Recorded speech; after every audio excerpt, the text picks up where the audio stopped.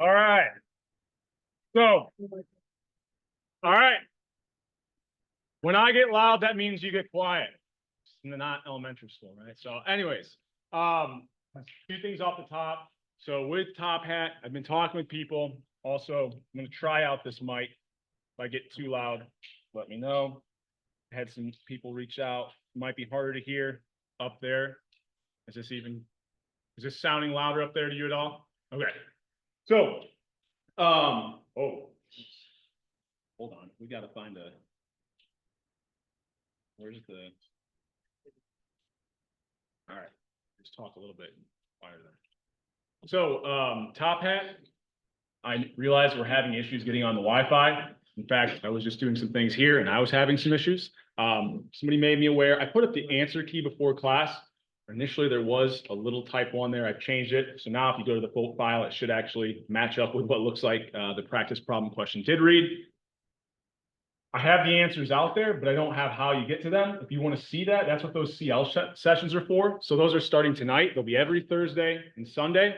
I've got a file on Canvas. There we are. So you just go to the Files tab. Got the days, times, and locations. So we'll select this. It's got kind of just what locations are available at what times and which day. If you want to open this up, this is going to be essentially the spot I assigned you to. I kind of, you go through every single person's name. There's different sheets. You can see, honestly, it doesn't really matter. It's just a way for me to guarantee that, there's a spot for you somewhere. And when I think 90% of you, I got your most preferred time slot. The other 10%, I got you into the second one. In practice, you can attend whatever CL session you want, and there are likely going to be plenty of seats available. Okay. So if you don't want to ignore that for right now, that's fine. It's just a way for me to kind of cover my end, that if I do get a student down the road complaining that, well, Professor Lance didn't make it, so that there was a spot for me, I went through this effort to kind of make sure that I organized you up based off of your preference you gave me, and there is a spot. But in practice, you can attend any CL session. There will likely be very, open seats there. But the days, times, kind of location, a nice kind of summary right here under the Files tab. Okay. After class today, you'll see the next quiz pop up. So module 2 quiz, it'll be over the material we covered this week. I put up yesterday, because I had a little extra time. I put up the next module 3 reading, kind of had it all set to go. So that'll be due, and the quiz will be due when? The end of the day on Monday. So I had, I think, only 1 or 2. So I'm not talking to most of you here, but to prevent this from happening again, the quiz is due by 11:59. If it's not turned in and submitted by 11:59, it counts as late, it's a 0. So that means if you want the full 60 minutes, when do you need to start the exam? By 10:59. You cannot submit it after, even if you start it before the due date, it needs to be submitted by that due date. Okay. So kind of moving forward, make sure you're don't sign on at 11:50 at night to do that quiz, and only give yourself 9 minutes to get it submitted. Okay. Other than that, any questions? Oh, Top Hat. So a couple things I think can help alleviate this. You can, and once I pull it open, we try to use it for today, you'll see there will be an option to where you can text your responses. So once we get there today, we'll try that out. I think a lot, I've reached out to different people who have taught in these classrooms. I've taught mostly in Ballantine and never had issues with the Wi-Fi. Apparently it is a real thing in some of the other classrooms. So I know that sometimes, how many of you can even get onto Canvas right now, or can't get onto Canvas? There's a handful, right? So what does that probably mean? You're probably going to have to get the files pulled up earlier in the day to kind of have them open if you want to walk through the slides with me, because I don't have control over the Wi-Fi. So in advance to come into class, you're probably going to have to download those materials. And I get them all up there, like next week's slides and everything. Those will all be put up there tomorrow. So you should be able to get those onto your computer, so you shouldn't have to rely on the Wi-Fi. But for things like Top Hat, I think getting logged on early, apparently switching from EduRoam to IUGuess can sometimes be helpful, because everyone defaults to EduRoam, so there's more people on that. So if you get on the IUGuess, sometimes that'll kind of help us get logged on. And then, like I said, as we move forward, I'll show you how you can kind of even use your phone to text your response. For that, though, because I didn't tell you this ahead of time today, You will have to register your phone number with Top Hat. I'll kind of get a step-to-step guide and put that up on Canvas tomorrow so that moving forward, we can use that option, okay? Other than that, trying to think if there's any other housekeeping stuff. I mentioned the quizzes, CL sessions, Top. Any questions for me before we kind of jump into material here today? You guys are hearing me still okay? Better up there? Okay. All right, so, and if it ever gets too loud, let me know. I can try to just take it off and just shout a little bit more. So we left off thinking about the difference between production and allocated efficiency. So I'm going to review it a little bit starting out here, so that we are all kind of starting on the same page. So let's get all this stuff out of here. Oh, and this is flipped upside down, yeah? So why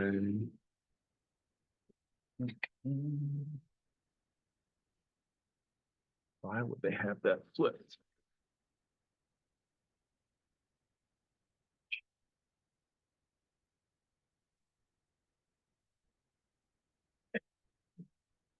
I can't for the life of me figure out why anyone would have that set there. Okay, so let me go to menu. There we go.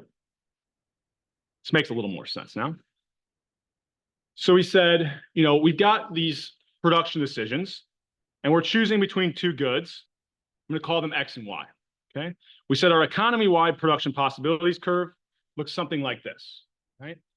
What this was telling us, any point on this curve was where we were using all of our resources to get a different combination of these two goods. So all of those points are what we were calling production efficient. Any point on that line is production efficient. We're using all of our resources, maximizing some combination of output of these two goods in our economy. We said the slope of this line represents what? Our production possibilities curve. Cost of. So the slope of our production possibilities curve reflects the cost of our x-axis good, right? So we can see initially that slope is relatively flat, right? So when we're thinking about the cost of flat curve is going to be a pretty small slope, right? Or we have a relatively low marginal cost, okay? As we kind of produce more and more of something, we have to start relying on people who can do it less and less efficient. We're going to have to give up more and more of the production of the other good. Eventually, we start to get to points where now what's happened to my marginal cost of one more unit of that X good, now I've got a steeper curve. That means that the cost has increased. So what's happening as I produce more of this X good? We're getting these increasing marginal costs. Okay. We then said there's this idea that, yeah, the first good I produce, going from 0 to 1, I always use the dumb example of from an individual standpoint, going from 0 to 1 cars is a huge marginal benefit. Having the second, the marginal benefit falls quite a bit. Having that first, I don't know, 600 calories at lunch, you know, helps you sustain your body. As you consume more and more, it doesn't have as much value. You're already starting to get full. The marginal benefit's declining. Same idea when our economy is producing goods. The very first units we produce are going to be the most valuable, and then the marginal benefit is declining. We said last week, we choose to do something as long as that marginal benefit is greater than the marginal cost. So that's going to be true all the way up to this point where they're exactly equal to each other. If I would continue, so this point where they're equal to each other, wherever that is on the production possibilities curve, that is a production efficient point. And it's what we say is also kind of allocatively efficient. It's going to be our allocative efficient quantity. It's where we've maximized the net kind of benefit to society. What's the net benefit? The difference between our additional benefits and additional costs. We said we can kind of think about this as like profit for a company, right? It's the difference between our revenues and our costs. As long as there's still some difference, we're increasing profits. We're increasing the net benefit to society. Yeah.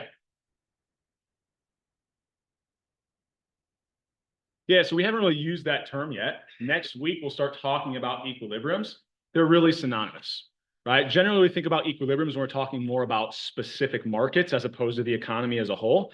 But for right now, we're thinking about this allocated efficient point it really is pretty synonymous with, it would be kind of the equilibrium or the optimal quantity of X, quantity of Y combination for that economy to choose. So generally we say it's exactly at that point where they're equal, they're indifferent at that point, right? Because it's kind of weird, but if you make this continuous, even if you go back a little bit, well, now there's still a little bit of net positive gain to be made. If you go a little bit to the forward though, what's going to happen? Now my marginal costs are greater than my marginal benefits. If I continue to produce past this point, the costs are so high at producing more of this good, I'm actually making my economy worse off. So the production efficient points are on your production possibilities curve, but the equilibrium or the allocatively efficient point will be the quantity of X such that the marginal cost is the same, exactly the same as the marginal benefit. Okay. Pretty with me on that? Pretty good. Okay. So it's kind of review where we left off. Probably have these graphs from last class that we drew. But I want to set us up starting out there because the next thing we're going to talk about is, and now I went off the dot cam, but I'll use my mouse. Why wouldn't the allocated efficient point be up here? Wouldn't we be better off as a society if we had more of both goods? Why can't this be the allocated efficient point? Yeah, it's unattainable. That line represented, we're using all our resources. We can't produce anymore, right? So we can't get to those points. You know, why would we not have an allocated efficient point down here? Well, because I just got resources that are laying around being wasted if I'm at any point under the curve, and I could always get more of both goods and my economy would be better off. So we know that we're going to choose that allocated efficient point somewhere on the curve. Gets a little bit harder. We'd have to be able to evaluate the margin. We can evaluate the marginal cost from the slope. It's a little bit trickier to evaluate marginal benefits, but we'll kind of look at some models here in a second that we could do that. So these points that we said we couldn't get to because they're unattainable, how can we maybe get there, right? So even if I have the same resources in my economy, and this will kind of go hand in hand with a pack-back assignment, which we'll walk through kind of towards the end of class. The first one will be, actually, you might be able to see it already on Canvas. You just won't be able to access it until after class.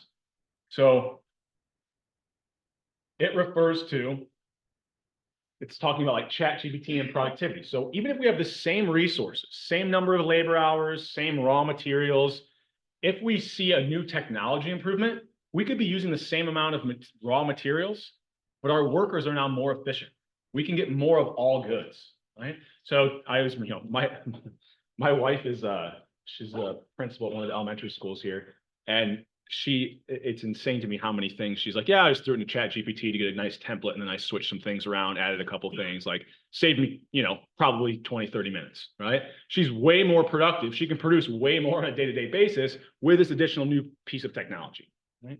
So if we could get some new technology, we could see that we could like increase our production possibilities curve because our current resources, our current labor hours, our current raw materials are now more effective, right?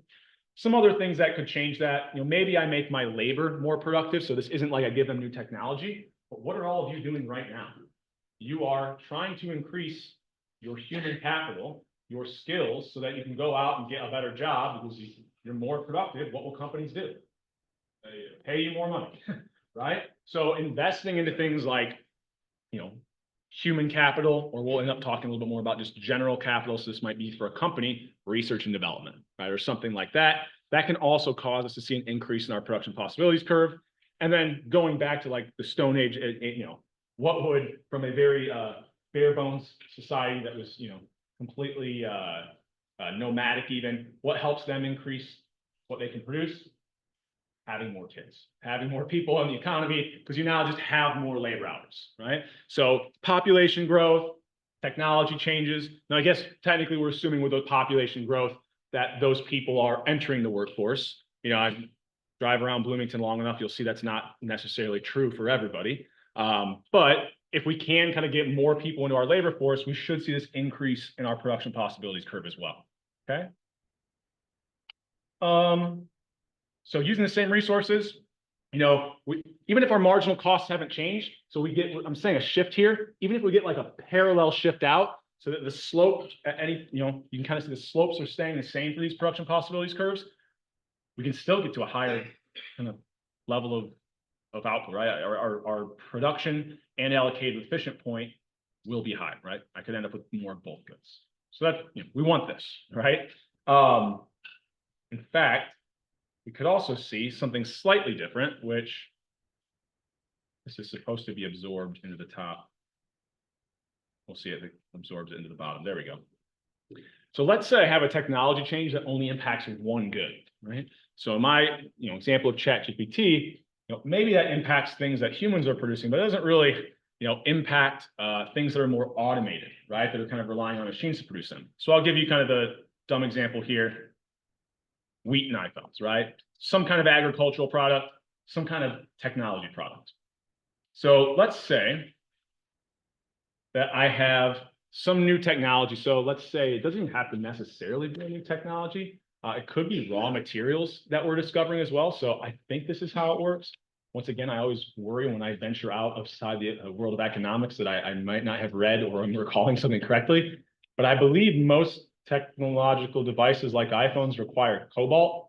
So if you've heard of like cobalt mines and some of the atrocities that happen there, well, why do we want more cobalt? Because we need more of that raw material to produce more of these technological goods, right? So let's just say we come across some new cobalt mines. We didn't necessarily have a technology improvement, but we found some resource that if we were only producing iPhones now, whoops, went the wrong way, we can produce more of them. So if I'm only producing iPhones, this new technology change or discovering more of this natural resource cobalt can allow me to produce more iPhones if that's all I'm producing. Now, if I'm only producing wheat, how does the discovery of cobalt impact how much wheat I can produce if I'm only producing wheat? To my knowledge, it has no impact on harvesting, right?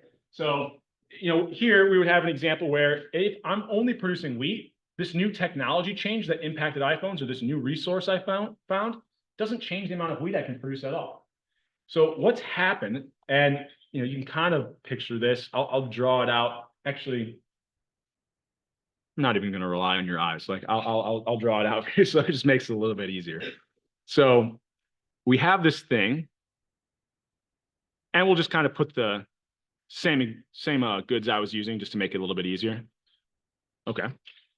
So we had originally, if I can draw it correctly, here's my production possibilities curve. And we could actually have the exact same setup as we did before.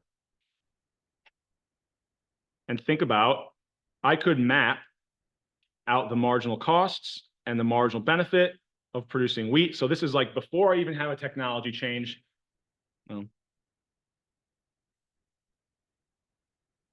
Ends up being pretty far down. Maybe this is an economy where we've got a lot of people. We really need to make sure everybody's fed, right? So here we've got our kind of allocative efficient quantity, okay? So this is my allocated efficient quantity starting out. Just intuitively, if I then have something that only impacts the production of iPhones,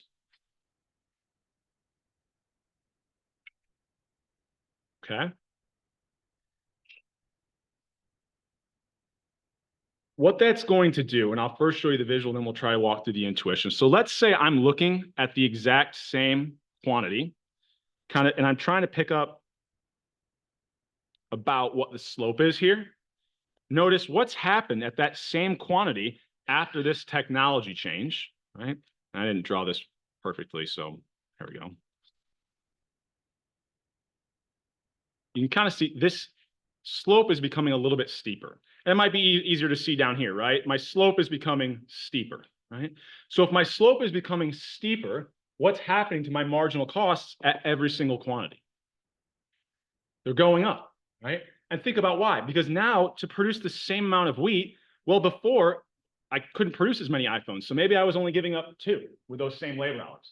But now I've got all this additional cobalt. I could have, with those labor hours, been producing 10 iPhones. So now if I want to get 1 more ton of wheat, I've got to give up 10.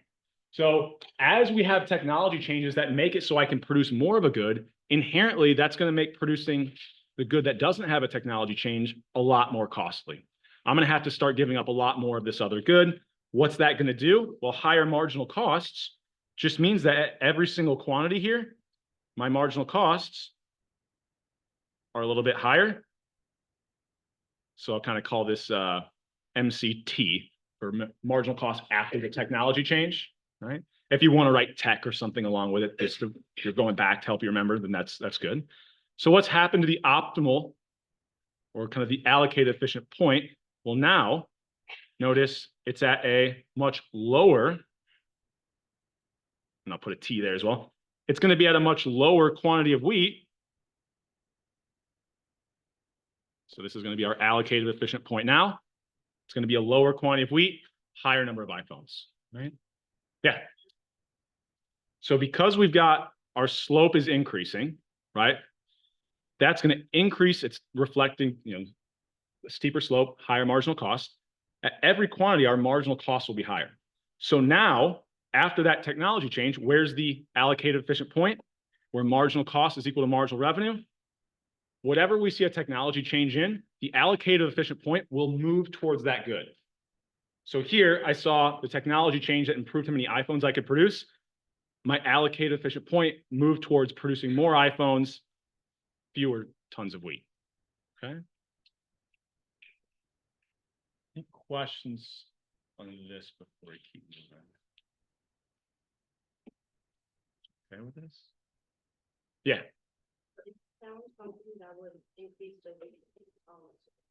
Oh, you're jumping the gun. Yeah.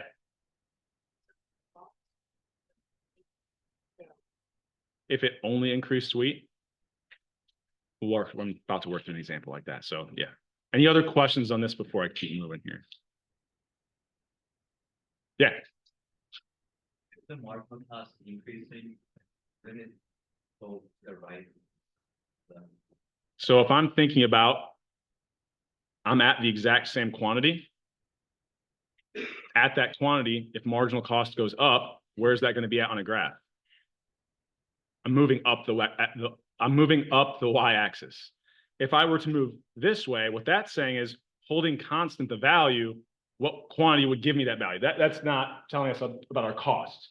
Our costs are what are kind of being, think about here. Really, we're like kind of, if it helps to think, putting a dollar value to the marginal cost here. So we're looking at the same quantity. If costs have went up, then at that quantity, our cost would be plotted at a higher point. Is that? Any other questions on this before I keep it going? So what if, trying to think if I want to draw this on the same, let's do a separate one. I've got too much going on here already. So let's do the exact same example. And I'm just going to abbreviate wheat over here. So hopefully we can I'll write it out. It takes 2 seconds.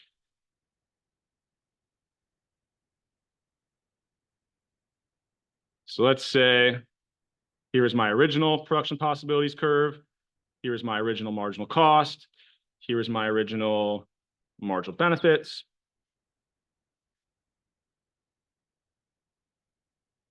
Here's my allocated efficient point, right? So this is my initial quantity that led to my economy being allocatively efficient. Right? If instead I have something, so let's say I have, I don't know, we discover some new pesticides, right? So that now the same field, I can get twice as much wheat out of it, right? So I now have this new technology that's going to impact wheat if I'm only producing wheat. But a new pesticide, what is that going to do to the production of iPhone? Maybe there's a connection there. I can't think of any story on the top of my head, right? How pesticides would at all allow us to be more effective at producing iPhones. So if we're only producing iPhones, that new technology change didn't matter. Right? So now, I got close. There we go. Now I've kind of seen a shift. It's not a parallel shift, but it's like it's kicking out that production possibilities curve on that one axis, whatever axis the good had a technology change in. So here, I think it's kind of easier to see. Let's say I was looking at here. Here was my kind of marginal cost before at that same quantity. I'll put it back so it's easier to see. At that same quantity now, what's happening to my slope? It's getting flatter. So what's happening to my marginal costs? It's flatter. That means my costs are lower or decreasing. So now at every quantity, my marginal costs are a little bit lower. Now I've got, here's my marginal cost after this new technology change that impacted wheat. Where's the allocated efficient point now? Just like before, it should result in that we're producing more of that good that had the technology change. Now, here's like try to draw this so you kind of see. It might not be that I reduce the amount of the other good that I produce. Because if this technology change shifts that kind of production possibility curve out enough, I can actually get more of both goods. So notice here, I'm getting slightly more iPhones, but I'm always definitely going to be getting higher quantities of wheat, right?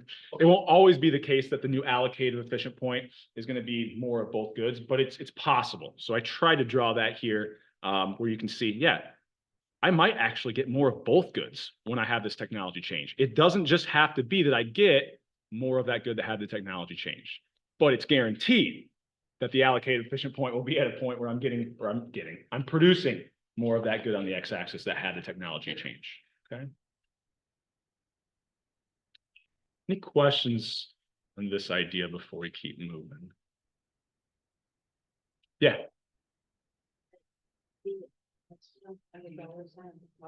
So just to make it easier to think about, we could put it in terms of the other good, what that marginal cost was.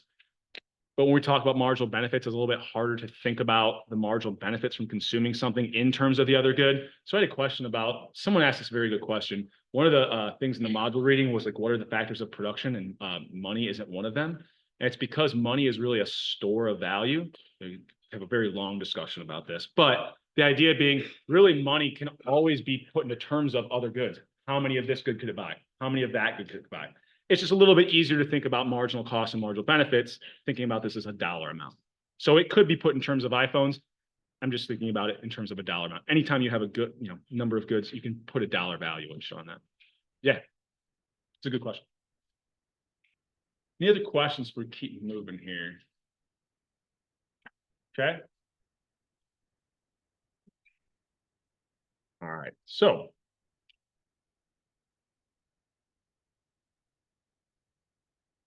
we already talked about all of this.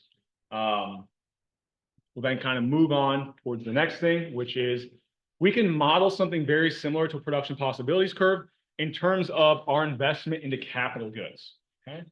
So we can start to think about our economy has a choice between two things, consumption goods and capital goods. Consumption goods you can think of as things that I'm buying and consuming today. They have like instant benefit, right? Capital goods, you can think about things that are likely going to have payoffs kind of down the road. Okay?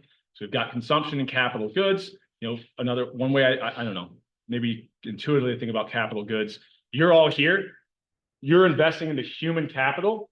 What does that do to kind of your current consumption? If anything, actually, if you're spending money now, it might reduce your current consumption of things. But why are you making that decision? Because you believe that investment in human capital, although it doesn't have a current payoff, is going to have a payoff down the road. So there's always kind of this trade-off. We need goods today, but we also want to make sure that if we can invest into things today that will make us more productive down the road, we want to make sure we do that, right? Because if we just stay with the same production possibilities curve over the next 100 years, we could have been a lot better off if we kind of just reduced for 1 or 2 time periods and then could be better off for the next 98 years. Okay? And we'll kind of get at this. I've got a little Excel table. I'll try to hammer this home a little bit harder later on in the class today. But that's the general idea. So we're thinking about, excuse me. Really, we're just going to model it the exact same way. It's just that our two goods, I want this to be capital goods, and this is consumption goods. I have this kind of trade-off of I hit the wrong thing, sorry. I'm seeing a lot of confused looks. This is the only classroom that has these side projectors, and I don't like people looking all over the place, so I try to get it on one here. There we go. So I've got this kind of quantity of consumption goods, quantity of capital goods, and you can think about it as the amount of money I'm investing into those. The amount of my resources I'm putting towards these capital goods that have longer term payoffs, and the amount that I'm putting towards production of goods that we're going to be using immediately. Okay. So I've got this production possibilities curve. I can do a very similar thing where I think about, okay, here's the quantity of capital goods. What's happening to my marginal cost? Well, initially, if I'm only producing consumption goods and I start to produce, put some of that money towards capital goods, what goods am I going to get rid of first? The things that don't have as high of a valuation in my society. And so initially, as I invest in the capital goods, the cost is relatively low. But as soon as I get to way out here and I have like almost no consumption goods, now I'm starting to get away with or give up things that people need in like their everyday life, right? So now the cost is really high. So we've got still same kind of thing, increasing marginal costs here, right? Now we'll talk about the marginal benefits in a second. They get a little bit harder to model and we have a way that we can think about them. But for now, we can think about, here's my investment into capital. As I invest more into capital, it becomes more and more costly. Very similar to that production possibility curve that we had set up for our economy, okay? Not reinventing the wheel here, right? We're just kind of putting it in a different context, okay? Everybody okay if I go away from this? I realize it wasn't up there as long, so everybody make sure they can get this written down. Okay. So what we now want to think about is this investment into capital will hopefully lead to future economic growth, right? So we can think of the output in an economy, we'll just call this Q, right? The output in our economy. It's going to be a function of a lot of things. So I have 4 categories here. If we're being honest, we could probably create subcategories. So for instance, labor here. If you were to continue to take economics courses, you'll start to make this differentiation between the skilled labor force and unskilled. Why? Because they get very different wages and they have very different productivity levels, right? So we could break these down into subfields. We could even define like exactly what types of natural resources. But just as a general kind of first glimpse at it, we've kind of got these 4 categories created, okay? So we can invest, we've got a bunch of capital laying around. So here, we're investing into capital. We're investing into things that will hopefully increase like our machinery, right? Or our production process to produce these goods, right? Labor, it's easy to think about. That's our man hours. Natural resources, this is iron, wood, like raw materials. I quite often call these raw materials instead of natural resources. It's just they're synonymous, right? And then you can think of even breaking the capital down into different types of capital. We could invest into human capital, right? Human skills, right? So all this function here is saying, all this is that take these 4 inputs. There's some function that exists behind the scenes. Maybe it's just K plus L plus N plus H, and however much we put into capital, labor, natural resources, human capital, we add it all up, that's the output we get. It's likely a much more complicated function, like, I don't know, K over 2 plus L to the cube, or L cubed minus N divided by 50. Like, it's probably a much more complicated formula or function, but there is some function, so F, and then kind of these, it's a function of these 4 inputs. Once we put an amount of money into these 4 inputs, we can get out some level of output. It'll be, so this F of all these things, it's just one number, right? Now, putting that same amount or investing the same amount into each one of those different categories, we can get a higher level of output if we can get higher levels of technology. So in front of that function, we have what we maybe call a multiplier, right? That as I'm seeing technology improvements, I can keep putting the same amount of resources into that function, but with this new technology, I'm getting a higher level of output. This is the idea that even if we continue to put the same amount of money into these, and all of a sudden we have this new technology like ChatGPT, it makes that same resources even more productive, or we can produce even higher levels of output, okay? So we want to drive up technology, right? We hope that we can get A to increase, right? Is there any questions on this before we continue? So we'll use this idea here in just a second. So think of like, this is a very basic, what we would call the macroeconomic production possibilities curve. So we're kind of moving away from what we call the economy-wide to a more macroeconomic, thinking about how much we're investing into human capital, or not human, sorry. How much we're investing into capital per worker here, right? And we're just putting it at the per worker basis because we want to think about how much additional output we're getting per worker. Okay? If you wanted to, you could think about it as the amount of money invested into capital and just the change in output. It'd be the same thing, right? We're just kind of accounting for that. We might have different sizes of economies, right? Different number of workers in different economies. So as I'm investing more into capital initially, and it's kind of hard to see on this graph, exactly, because I don't have any grid lines. But if I don't put any money into capital, right? I don't give my workers any tools. So this is the idea I say is, and it probably isn't a perfect example, but if I was asking you guys to build me homes, how many homes could you build me if I gave you nothing and you had no ability to go out and purchase anything? Nothing, right? Well, okay, then I start to give you, some natural resources, right? Maybe I give you some knowledge about how to build homes, right? And you've got now wood, you've got the nails, you've got all the raw materials and the natural resources you need. How many can you still produce? I haven't given you anything to build the home. I haven't given you a hammer, right?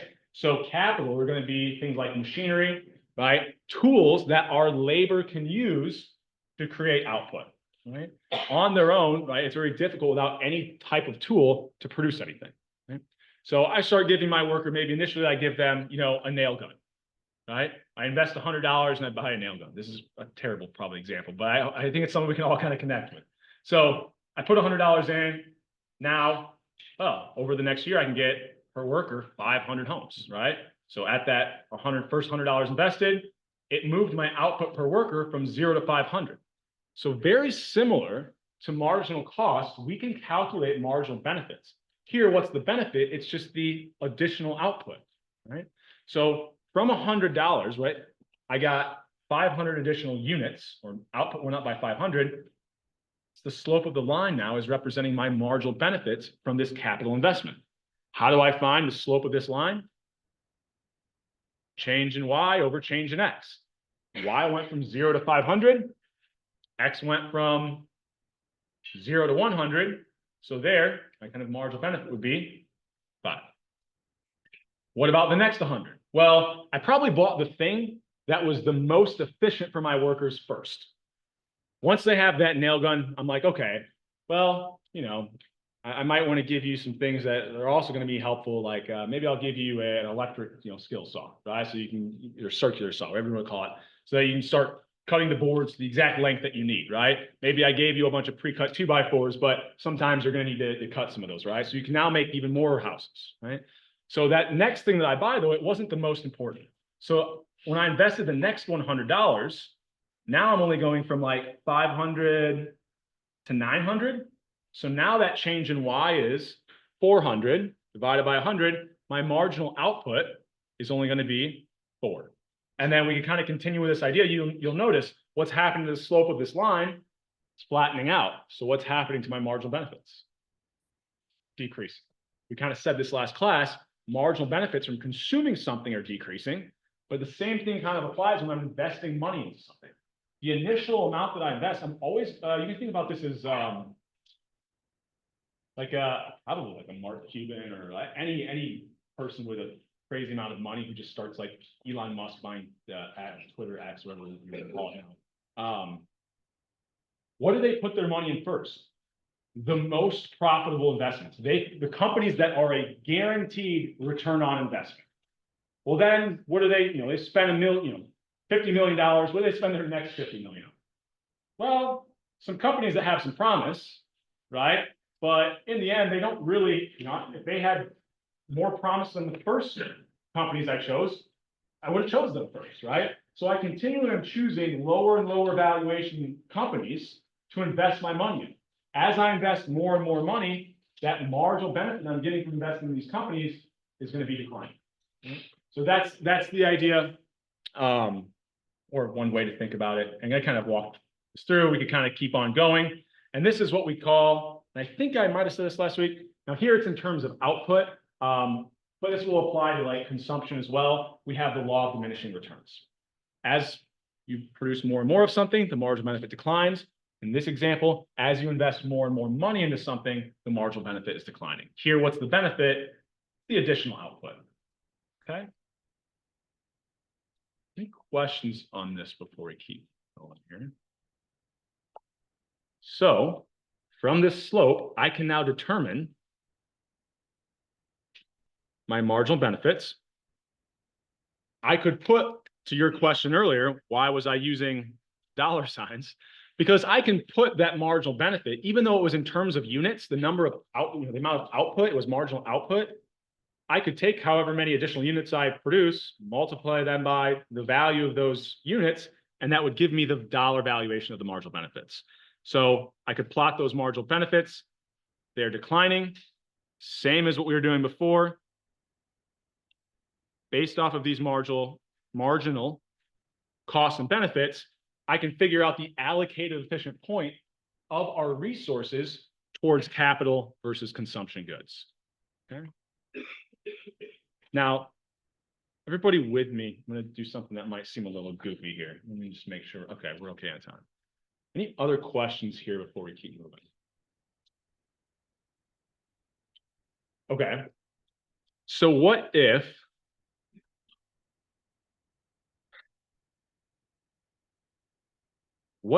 it was like, this is maybe a highlight of why war is so bad. If you are, think of World War II, right? And we're thinking about what we're spending money on. Are we worried about putting money into researching new technologies for, I don't know, the production of, not computers gonna be going, but like the production of stools or the production of chairs? No, right? We're worried about feeding our people, producing enough defensive weapons to be able to kind of survive the war. So what might happen if I take resources away from those things that we need today? Costs might be really high, right? Because we may not be here anymore. So you can think about, there's like scenarios where maybe if the costs get high enough, we really don't put a lot of money into our capital goods, right? We're really just concerned about keeping our people alive, keeping the kind of country safe and stable. So we can kind of use this model in a lot of different ways. It really, really is, I think, interesting, but kind of tying it all together, it really is just like another version of what we were talking about before. We're interested in marginal benefits, marginal costs to find those allocated efficient points. Okay. All right, I digressed a little bit there, so we'll continue plugging away here. And I left that slide open for. We can define that optimal level of capital investment, very similar to what we're doing when we find the optimal production levels. Okay. So let's say we have this same output function, and I have a technology improvement, right? So this is going to be A, right? I'm somehow able to increase this multiplier. I come up with something like ChatGPT or some new breakthrough technology that now, using the same amount of resources, I can get more output. So using more resources, we'll kind of use this idea of ceteris paribus. Let's assume these stay the same. If I start to invest more into capital goods here, investing the same amount of capital, right, $100, well, then the value for capital, it's $100. I'm going to get the same output from this function. But if I have a higher level of technology, that same investment into capital is going to do what to my overall output? Getting multiplied by a larger number, so it's going to increase. So at every single one of these amounts invested, we're going to see an increase in the output, right? So when we're thinking about this kind of macroeconomic production possibilities curve, we're going to see it kind of shift up. Now, it doesn't ever like parallel shift, because this 0 point is always going to exist. If I put zero money into capital, I'm getting absolutely zero output, right? Any questions over this before we keep moving? And that might not be technically correct to say, because I'm sure there's something with natural resources, human capital, and labor that we could produce without any capital at all. But it wouldn't be very far away from zero. Yeah.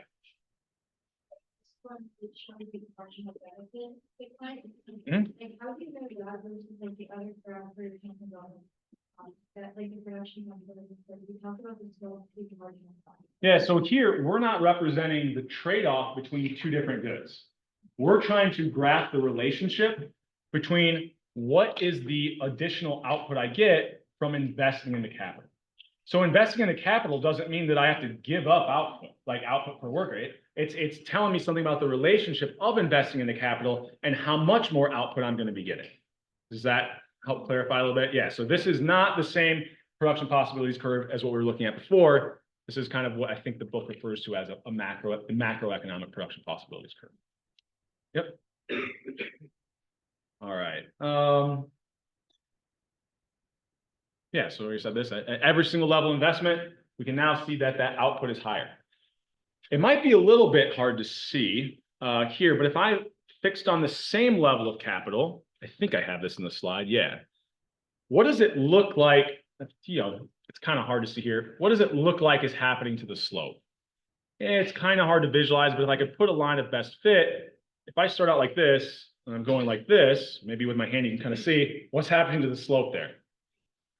It's steeper, which means my marginal benefits are increasing, right? If I can get these technology changes, then the same level of investment into capital year after year, as my technology grows, that same investment, that same $100 is going to have even larger of an impact on my output. We love that, right? That means I can continue to invest the same exact amount, and it's almost like snowballing, right?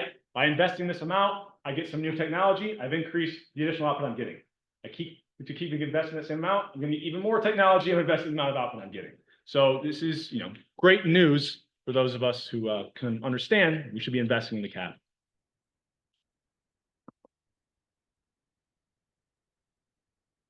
So this one doesn't tell us the marginal cost. That goes to the question earlier. When we were looking at the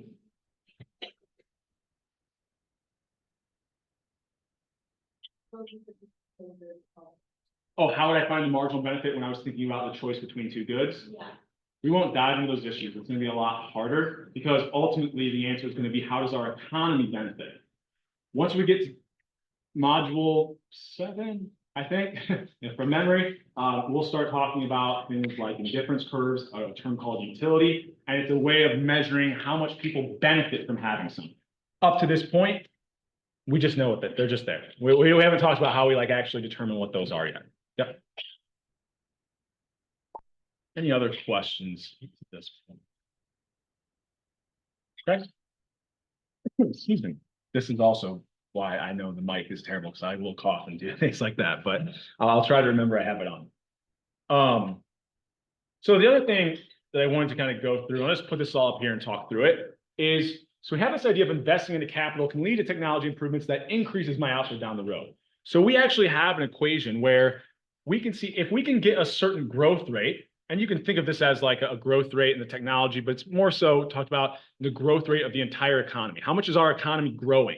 Well, those increases in output, right? That would be growth, right? So we can measure what was the percent increase in output. That would be like my growth rate.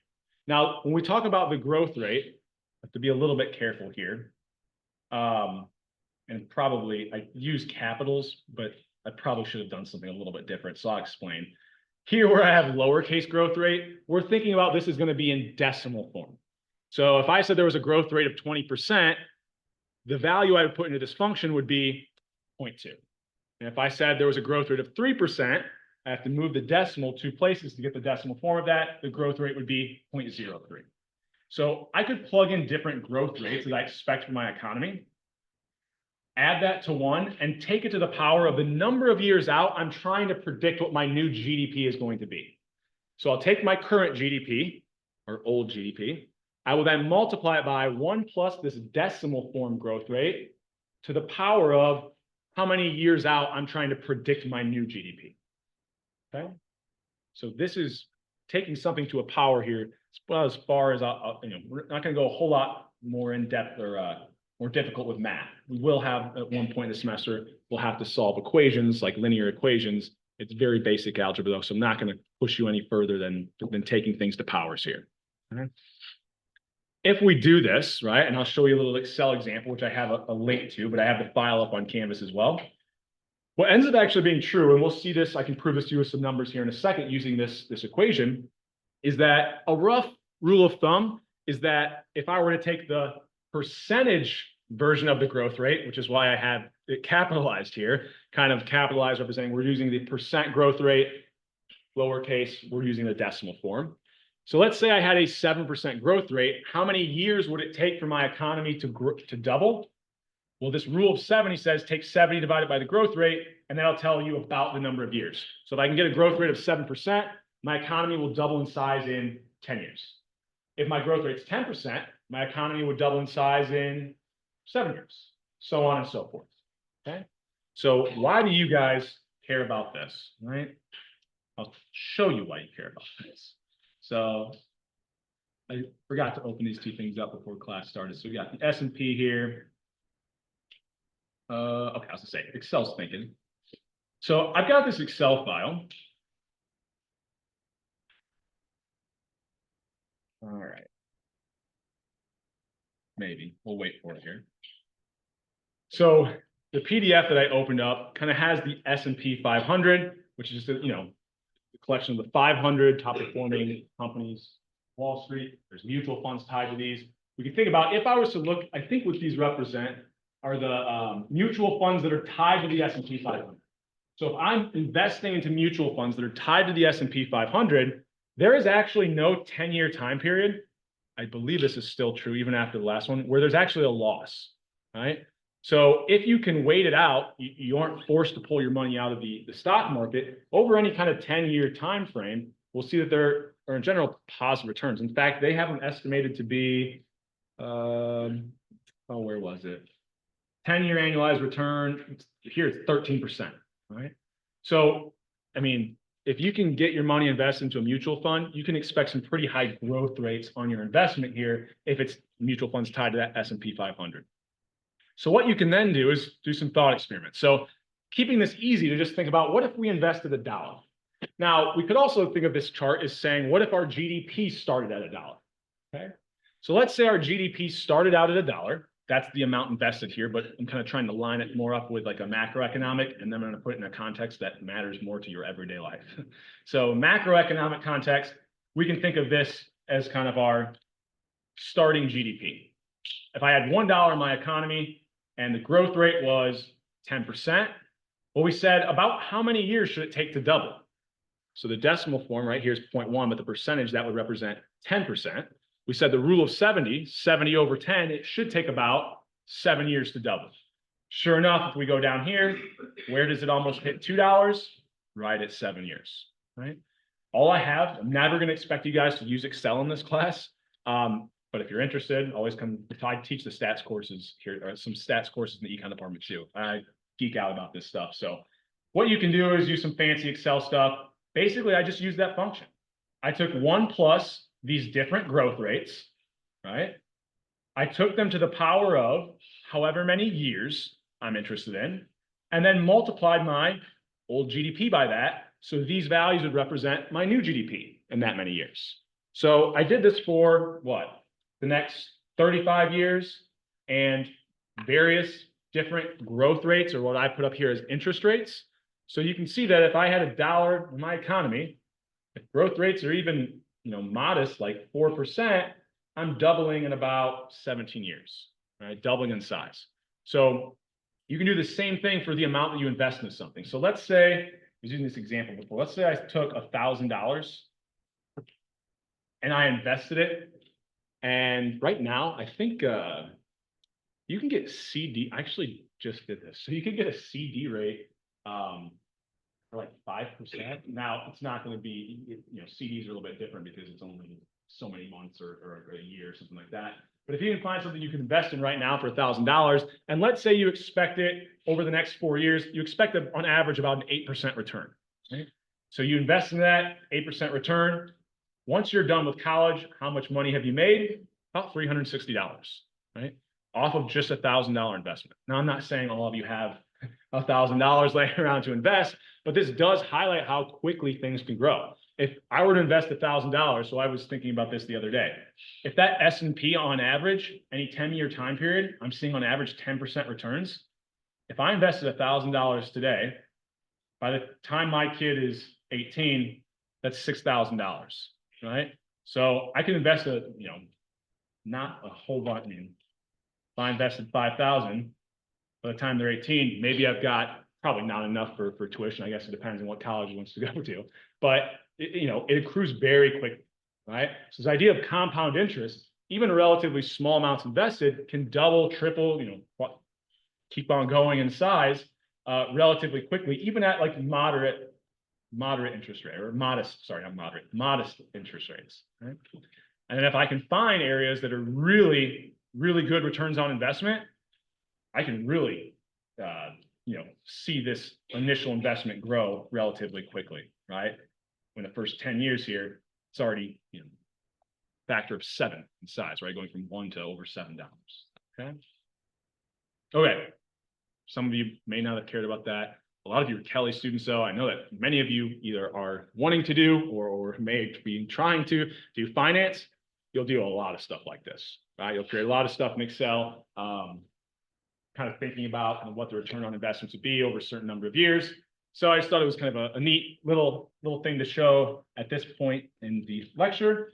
And then do not underestimate the power of compound interest, right? If you can get an investment in for a significant number of years, things can grow very, very quickly.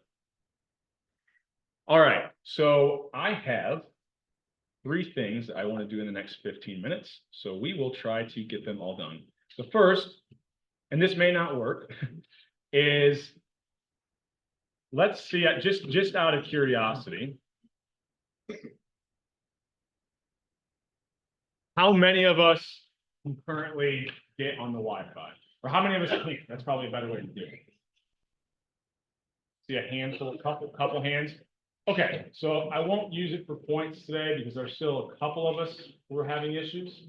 I think that, well, do a show of hands again who can't get on the top hat right now. Okay, so I think next week I'm going to get together a step-by-step how you can use your phone to submit answers, and then I think we should be okay. Because most of you have your phone and you can text a number and you can text an answer A, B, C, or D. All right. So I'll have a step-by-step and we'll walk through that at the beginning of next class. I think that will be our solution. But for today, I just want to kind of walk through these questions. So if I think about, I have 2 different types of power, coal and nuclear, right? If I have a technology advancement that impacts nuclear power, but not coal, and nuclear is on the x-axis, what's going to happen to my production possibilities curve? So once again, I just want to kind of give you some ideas of the types of questions I'll be asking. We worked through a lot of similar examples in this class. Here, it's just I have the choice between 2 types of power, coal and nuclear. I told you which one to put on the x-axis, nuclear power. Okay? So if my technology is only impacting nuclear power, what's going to happen to my curve?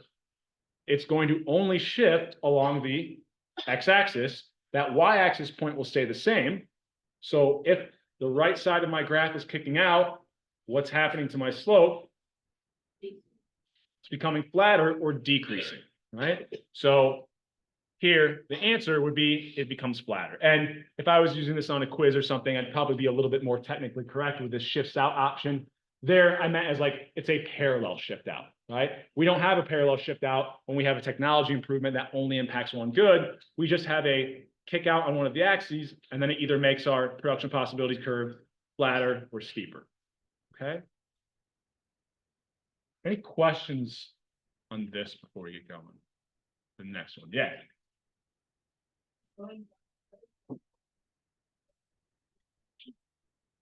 So at any point, it's becoming flatter. So if you think about when we were drawing these,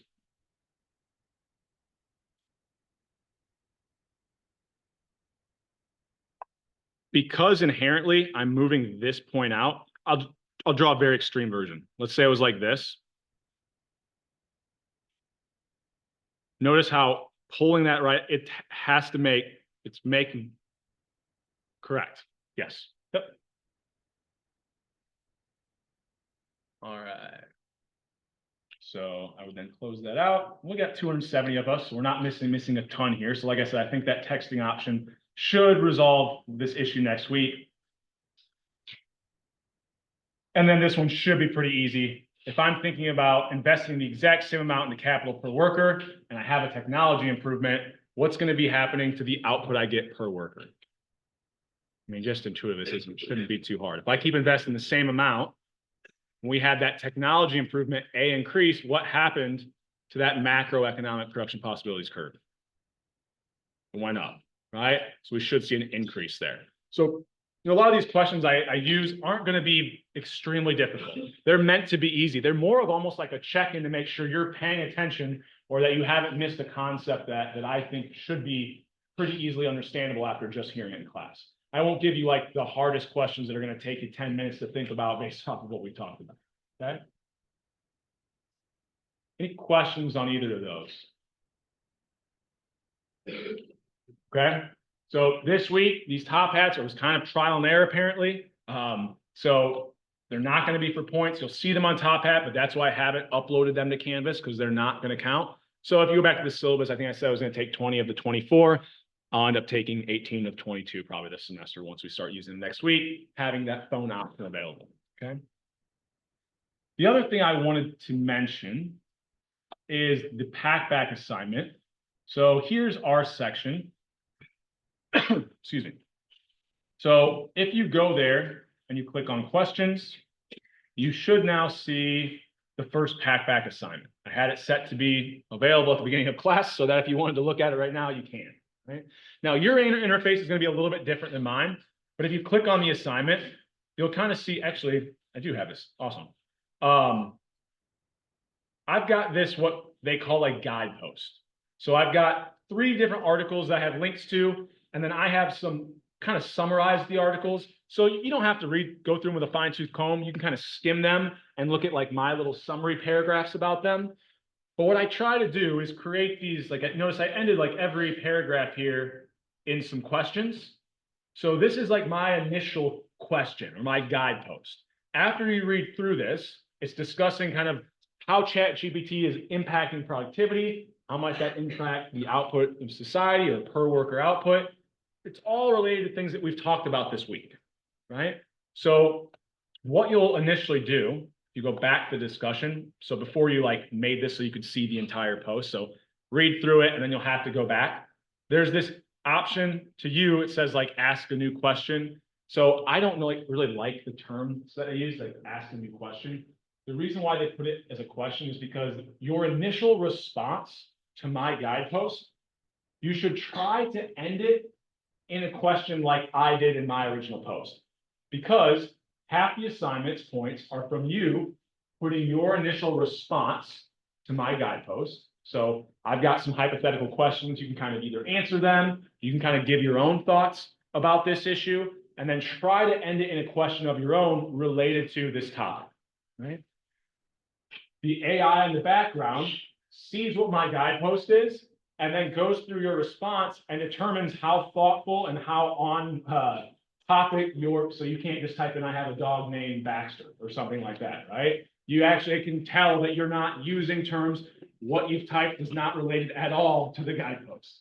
It is not difficult to get over the threshold. They call it a curiosity point. It's like 60. As long as you put a little bit of time, write a paragraph or 2, you should easily be able to get over that threshold, right? So once you post your initial response or you ask your initial question, that's what the button would be for. You'll start to see the different people's questions or responses pop up down here, and then you will have the option to respond to those questions or reply to them. You'll reply to 2 other students' questions, and each one, once again, just has to get over a curiosity score of 60, and the response is, a couple sentences for those replies is likely enough to kind of get you over that, maybe at most a paragraph there.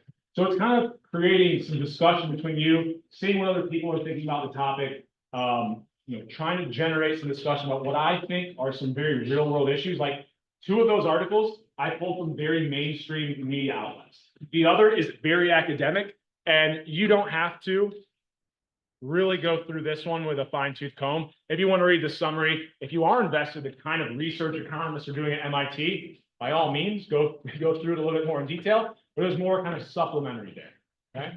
Yeah.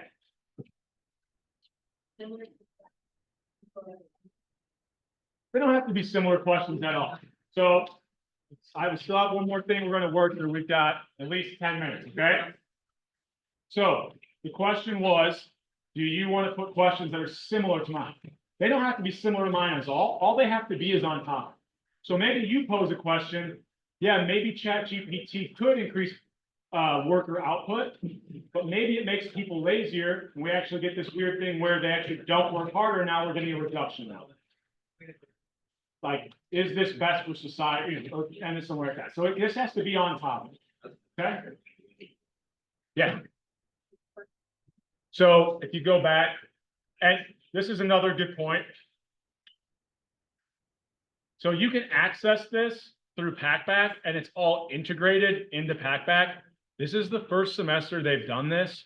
So I would suggest going, that's why I said last week, go to packback.co, just because I imagine there might be some kinks that they still have to kind of work out because they just now integrated it. You can try it and it might work perfectly fine. I might be being very pessimistic, but you can use packback.co as well. It should just be once you get onto this specific classroom. So I have to go through, oh yeah, my courses. I'll select this section. It should be under this questions, or actually if you scroll down, it was down there as well. And then it's sitting right here or on that main homepage. Here's the open discussion assignment. It's 2 articles in which I summarize them and give you potential questions. There's no right or wrong answers. Think of this more as like a discussion board type thing. I don't know how many of you used those in high school. Handful, right? It's supposed to be similar to that. Okay. In a classroom this big, we try to think of giving us tools for you to kind of engage with each other. This was one of the things that we came up with.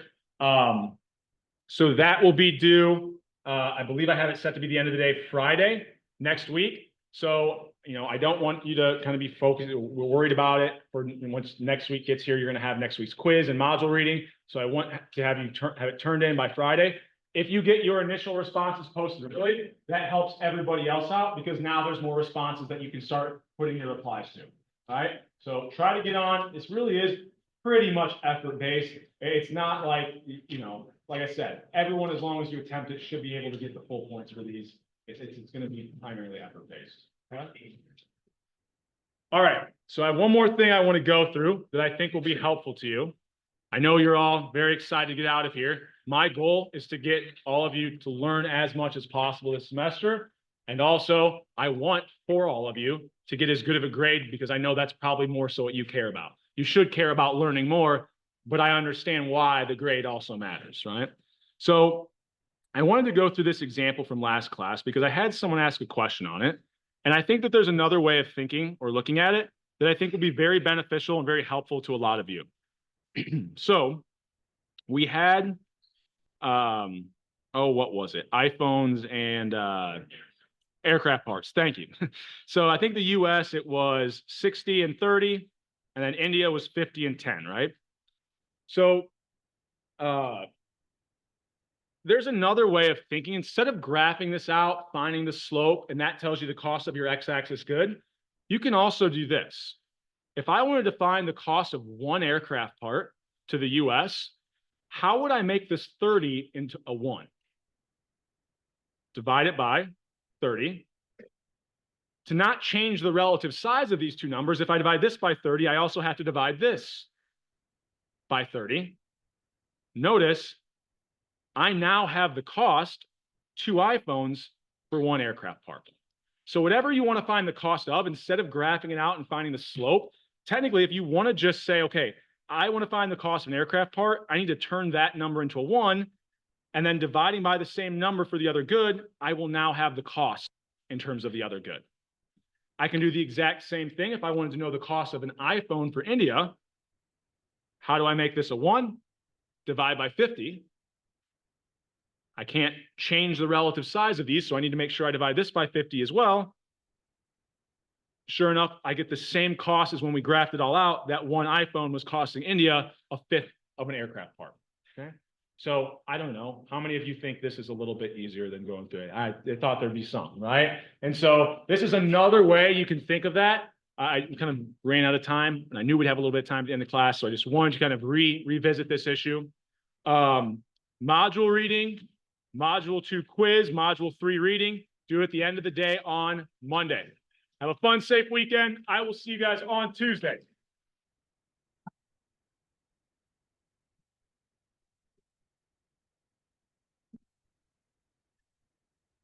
Thank you. Yeah.